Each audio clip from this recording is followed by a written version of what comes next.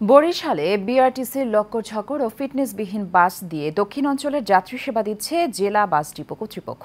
যাত্রীদের অভিযোগ, বাসগুলো মেরামতের জন্য সরকার টাকা দিলেও নামমাত্র মেরামত করে টাকা আত্মসাৎ করছেন কর্তৃপক্ষ। ফলে কাঙ্ক্ষিত সেবা থেকে বঞ্চিত হচ্ছেন তারা।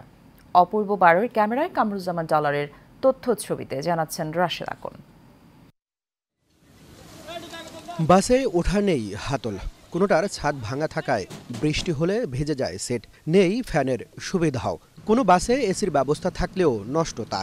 এমন লক্কর ঝক্কর ও ফিটনেসবিহীন বাস দিয়ে দক্ষিণাঞ্চলের বিভিন্ন রুটে যাত্রী সেবা দিচ্ছে বরিশাল বিআরটিসি বাস ডিপো কর্তৃপক্ষ। যাত্রীদের অভিযোগ, সরকারি বাসগুলোর মান ভালো হওয়ার কথা থাকলেও তদারকি না থাকায় এখন লোকাল বাসের চাইতেও খারাপ অবস্থা। ফলে কাঙ্ক্ষিত সেবা থেকে বঞ্চিত তারা।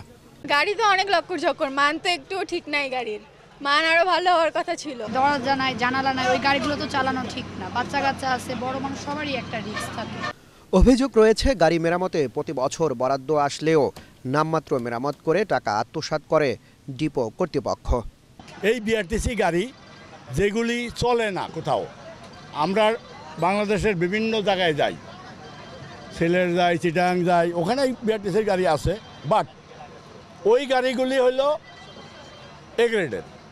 তাহলে আমাদের দুর্ভাগ্য যে দক্ষিণ অঞ্চলে যেগুলি বাতিল হয়ে গেছে, ওই গাড়িগুলি আমাদের ভাগ্যে আছে।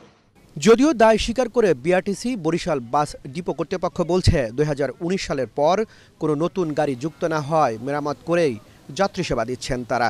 2019 সালের পরে আর কোনো গাড়ি আমাদের বহরে যুক্ত হয়নি। এই গাড়িগুলি মেরামত করে আমরা রাস্তায় পরিচালনা করি।